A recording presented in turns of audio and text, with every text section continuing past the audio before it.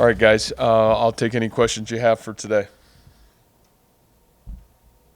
As always, if you have a question for Coach Campbell, please use the raise hand button in your participants panel and we'll get you rolling.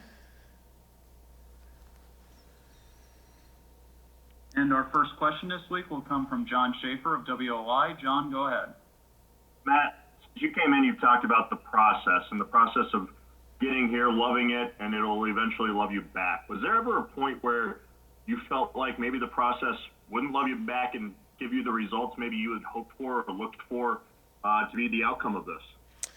Yeah, I really don't think so. I think for us, the process has meant, I think, to everybody here, the ability to just come to work, check your ego at the door, have the ability to evaluate how you need to get better, and then try to get a little bit better every day. And I think those are easy things to say. Those are really hard things to do for all of us, let alone our 18 to 22-year-old young people in our program. And so, I think with that being said, you've never looked too far about the end result or what the future holds. You've really just tried to take it one day at a time, and I think that's really helped us. And then with that, satisfaction can be a dangerous thing for a football team, especially with another game left to finish out the season. How do you make sure the guys aren't satisfied with what you just accomplished? Well, I think the really easy thing for us is, we've watched the opponent that we're about to play a lot of times this year because we followed them. And, they jump off the film because of just how talented of a football team they really are. And, I think one of the teams that's probably playing as good a team football as anybody in college football right now. So, I think we all know what kind of challenge is in front of us in terms of the who we play. And then I think in terms of the who we are, I don't know if it ever has been about being satisfied. I think it's been about, win or lose, how do we just continue to pound away? Because really we know that at the end of the day, the end result will tell us did we reach our full potential or not. So I think a lot of growth still even from last week's game that you see in that videotape that we're going to have to continue to chip away at if we want to be the team ultimately that we want to have the ability to become. Thank you. Thank you. Our next question will be from Stephen McDaniel of the Iowa State Daily. Go ahead, Stephen. Hey, Coach. One of the things that you've kind of hit on all season is the senior leadership that's on this team. I'm just kind of curious what it means to you and for this team that senior night is going to be closing out probably one of the most historic regular seasons in school history. Yeah, I just think from our end, this senior class from day one has been really special here. And, this is a group that came on hope and really kind of have really given back hope to everybody else around this program. And so, I think for me to watch our 16 seniors, go through their last home football game here in Jack Trice Stadium, really special for myself, our coaching staff, and hopefully everybody involved knowing the heart and character that this group has displayed from the day they stepped on campus. And then one of the things that kind of came out of that Texas game, there was a clip where you kind of got emotional talking about the players on this team. I'm just kind of curious, why those emotions kind of got the best in that moment, and is that something you've ever experienced as a coach? I would say that I probably, my nature is probably emotional at times. But, I think for me, my sense of deep appreciation for the character of this team. And up until this point, this group has been through so much.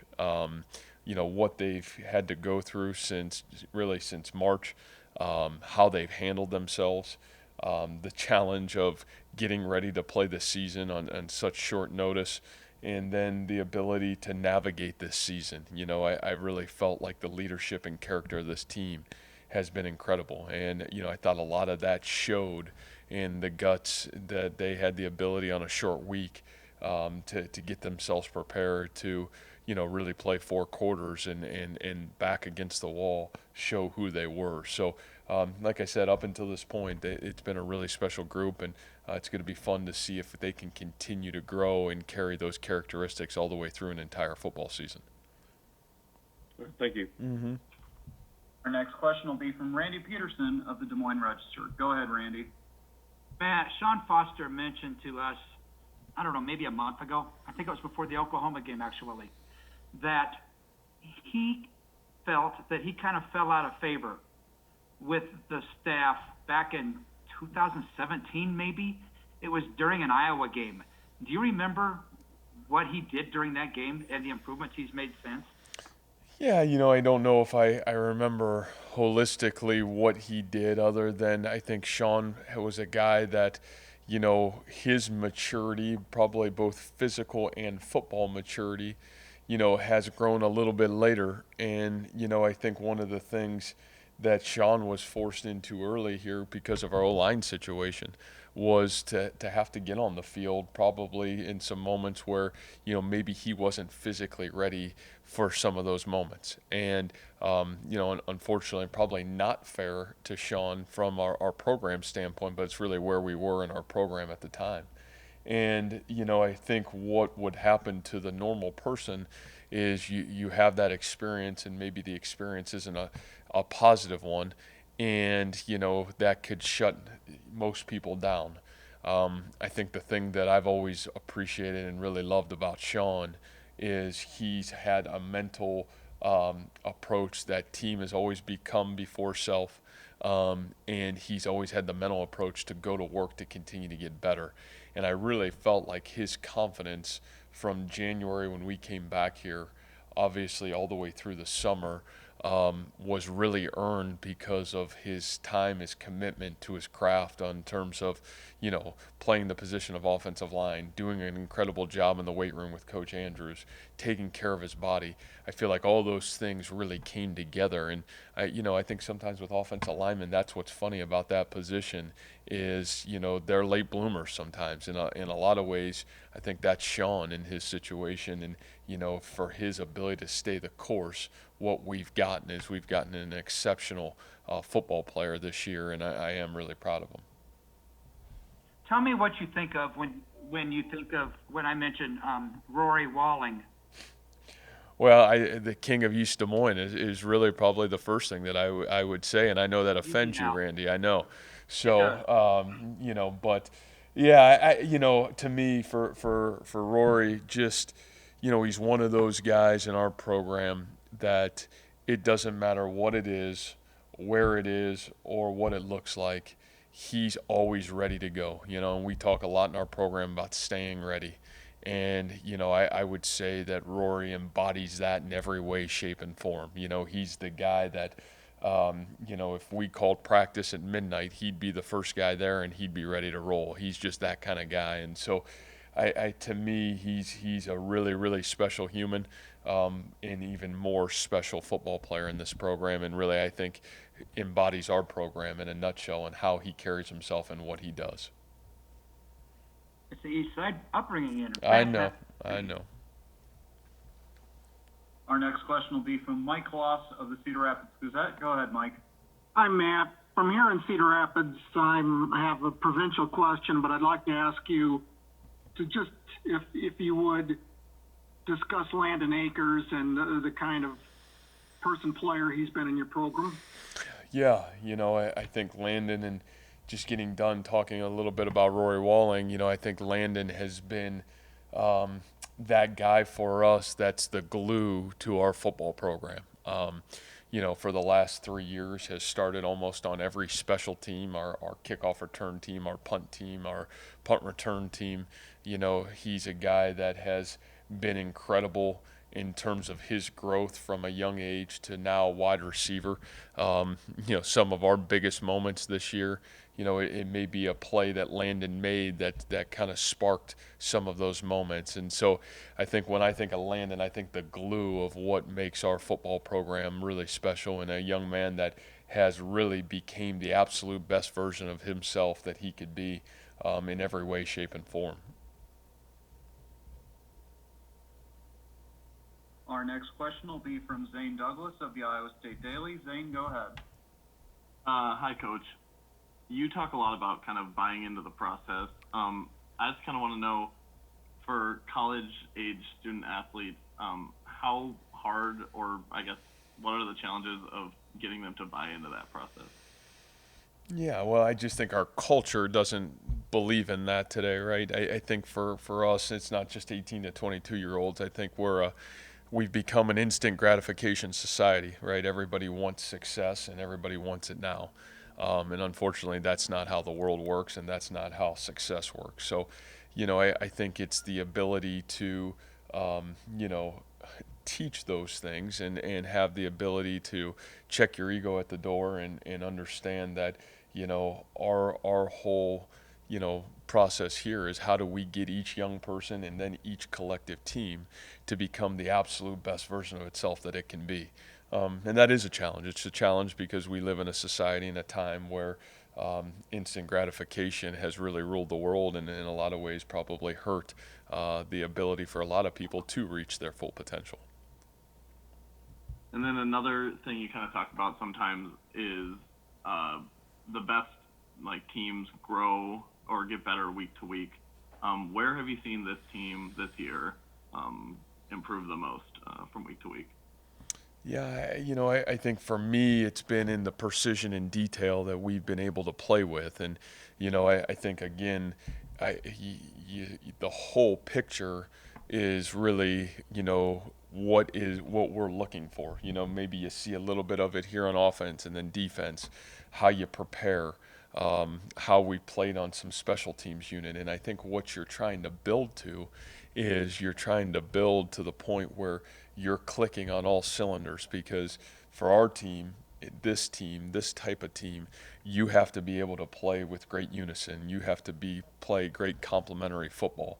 And so I do, to point out one place I think would be a mistake, because I don't think that's where you're ever looking for it in one place. I think it's a overall view, and how does this team continue to pound away to become its best version of itself, and that's where the growth has to happen. And even, again, we're late in the season right now, and there's areas that we must improve on and we must grow in if we want to continue to take another step this week. And so those are the challenges that exist. And that's why it is really hard when you're dealing with a team sport like ours to continue to find those challenges and continue to grow even this late in the season. But somebody will, and some team will, and obviously some team will have a chance to reach that full potential somewhere down the line.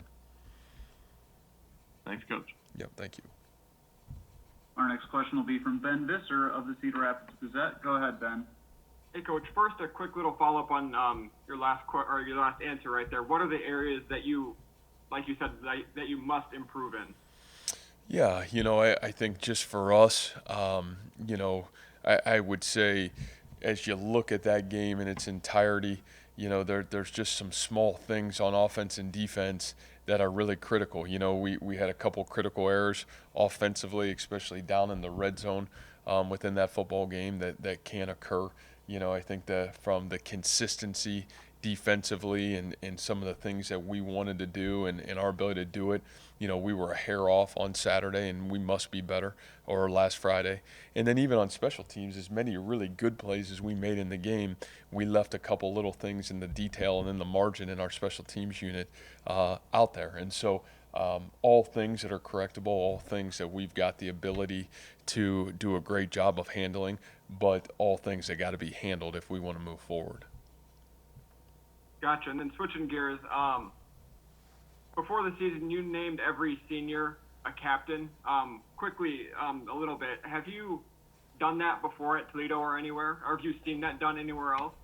No, I haven't. And again, I for me, it was so much to do with who they were through, what we had to go through this off season, that it made zero sense to single out one player when I knew that without each of them leading together, there would be no way we would have had an opportunity to grow as a football team like we have. And then how have you seen them live up to that standard of being captain? How have you kind of seen them work together as all co-captains? Well, I think this group has got a really special bond as a senior class. And, the conversations that we have weekly, watching how they've responded to adversity, whether it's been positive or negative, and the ability for them to lead not only themselves, but their units, and the ability to have really meaningful, in depth conversation about leadership and what the expectation and standards that we're looking for in each phase of the week and each phase of the day, and then allowing us together to come up with a standard and then hold everybody accountable to the standard. I think it's been a real joy to watch those young people lead, and without them and without their demand to be the best version of themselves, we would certainly not be a football team that's succeeding. And a lot of credit, and really all the credit, goes to them. And then last thing for me, you mentioned that you meet with them and have deep conversations with them regularly about leadership. How often does that happen? I know you have an open door policy, but how often do you guys meet? And is it individual? Is it as a whole co-captain senior class deal? Yeah, we meet twice a week. We usually meet Sunday after the game, and then sometime later on in the week prior to the next game. And I think those things are really important, beneficial in terms of communication, because again, it's their team, and it's my job to do a great job of serving them and making sure the alignment in our program is right in every area, and nobody's more effective or more aware than that alignment and where it needs to be than the seniors in your program. So we're fortunate to have open lines of communication, and like I said, great communication across the board. Gotcha. Thank you. Thank you.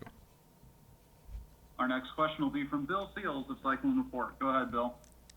Hey, Matt, if you could look back a year from right now compared to right now, how are you guys physically and strength and conditioning wise different this year compared to last year? Because I'm watching that game against Texas, you guys really in the trenches looked like a much different team, it seems, than a year ago. If you maybe get into that a little bit. Yeah, I think again for us, it's really hard to tell, just because you had 3 months where we really weren't in our strength and conditioning program per se back here. And again, I think this is where the credit must go with our players, because for 3 months, really they were accountable to their success. They were accountable to getting themselves into great physical shape, and they really had to believe that, number one, football would be played, and then number two, they had to be ready. And I have said this quite often. I think Coach Andrews, his strength and conditioning staff did a phenomenal job coming up with a game plan of making sure each of our student athletes had a plan for what they had at home to be successful and give them a blueprint. But ultimately, our kids had to do it. And I think with the fortune that we've had with a lot of our guys being able to stay healthy and continue to improve in their craft through the season, that was kind of really at the forefront when we came back and started fall camp. And we planned for the long haul in fall camp rather than planning for maybe short-term success. And I think some of those things certainly have helped our guys maybe have gas in the tank towards the end of the season. So I think a lot of changes, but ultimately the best change that has happened, and really the most credit that had to happen, was that our young men, when we talk about winning in the dark, well, literally they were in the dark for 3 months and they had to go to work, and the credit needs to go to our kids. So I don't know if we're different than a year ago or not, but I certainly know that they continue to improve and play positive football. And that's a real challenge when you don't have maybe all the preparatory work that you would normally have, and our young men did a phenomenal job. Also, with Senior Day coming up this Saturday, have you had discussions with either of those, any of those guys, about if they're coming back next season and how you're going to kind of work the numbers? Obviously, you get the 1-year exemption, and that probably affects 2022 recruiting more than anything. But where are you kind of at on that, and kind of what your numbers could be beyond this season? No, I think when you talk about things like that, then you cheat the present. And so we'll worry about those things when it's time to worry about those things. I think the most important thing is the holistic view of this year's team. And, I think my number one priority is to the young people in our program right now to make sure we take care of them. So those are things we'll take care of when a time comes to take care of them. But right now our focus has solely been on getting better one day at a time. Thank you. Mm-hmm. Our next question will be from Blair Kirkhoff of the Kansas City Star. Go ahead, Blair. Hi, Matt. I can't imagine a fan base in the country that would be getting a bigger thrill out of, what you guys are doing this season than Iowa State fans. And I see they're going to be allowed back in the stadium this weekend. I guess my question is, the success you guys are having and fans, being kept at a distance, how have you been able to relate to them? And do you have a message for, the fans that really want to be there, but just, because of COVID can't be there for this game and maybe future games? Yeah, I think a really good question. My hope would be is, I think for us in terms of our walls, and we know we've got a great fan base, and I think that's what makes Iowa State a really special place to be. And yet I hope what they are watching and witnessing during tough and trying times maybe can be a little bit of beacon of hope to each of them.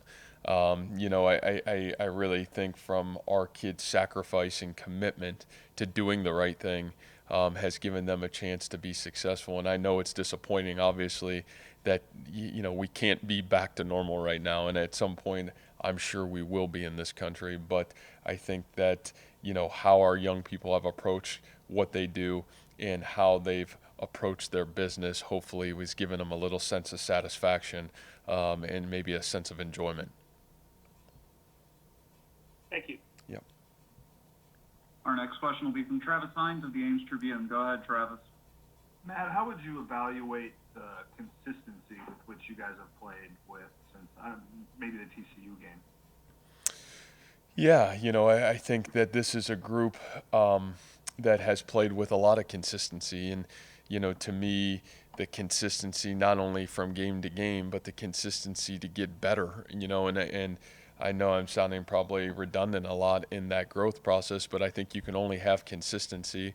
I think the old rule is you're either getting better or you're getting worse, and you're never staying the same. So, I think that's found in this group's ability to go back to the drawing board after every game. What did we do well? What didn't we do well? And how do we get better? And like I said, I think this group has grown each and every week, and it's been really fun to watch. So, to me, that your statement of have they been consistent, I would say yes. Up until this point in the season, they have. And ultimately, that's the great challenge for this group right now. I think probably that's going to get tested as much as anything here down the stretch run is, man, can you keep growing? Can you keep evaluating? Can you check ego at the door and continue to pound away at your craft? And, I think I know myself and our staff, and I know the leaders in our program were really excited for that challenge. We spent a lot of time last year and even this offseason talking about the close games that you guys did not win last year. That's largely been reversed this year. What would you attribute that change to? Yeah, I think you got to look. Last year's team was so young, and everybody wanted to put a lot of expectation on a lot of youth, and that was deserved because of the success of which was a veteran football team the 2 years prior to. And so, I just think that it's continued growth in this program. And I think the young players and older players in our program, took the lessons we learned a year ago, navigated the landscape, and then said, where can we continue to go and improve? And I think all of us have improved, including, myself, in terms of, where are some of those areas that I was maybe doing our program a disservice, and how can I continue to do a better job serving our players and our team? And so I think collectively we were all able to really grow through the off season. Thanks. Yep. Our next question comes from Randy Peterson of the Des Moines Register. Go ahead, Randy. Matt, make a case for Breece Hall to be a first-team All-American. Yeah, I think I'll make that case at the end of the season. In a lot of ways, I think those are awards and those are things where, you take the collection of what you do the entire year and then you make choices like that. But I think what we've seen up until this point is a young man that's played with, tremendous passion. He's played, really close to what his full potential is, and as good as he's played, there's still a lot of growth to actually occur in there. And so, I think for me, that's a really good question. Whenever this season comes to an end, and look forward to answering it at that time. Okay, they're voting now, but yeah, I get your point though. I get it. Yep. Our next question comes from John Schaefer of WOI. Go ahead, John. Matt, what was it like to see the reaction from past players to Friday's win over Texas, and to kind of see that come to fruition for them who have been waiting so long for a moment like that? Yeah, I think certainly, I know I said it afterwards. I know there are a lot of coaches and a lot of players who have done great things here at Iowa State and have paved the way for, our growth and our ability to grow within our football program. And I think any time that, you can have success, you have the ability to re-engage, those alumni and those people that have really done so many great things for this university. So, I think certainly great for them. And like I said, hopefully we can continue to make those people really proud of what our program stands for and what this team stands for. And those are all the questions we have for you this week, Coach. Thanks for your time. All right. Thanks so much.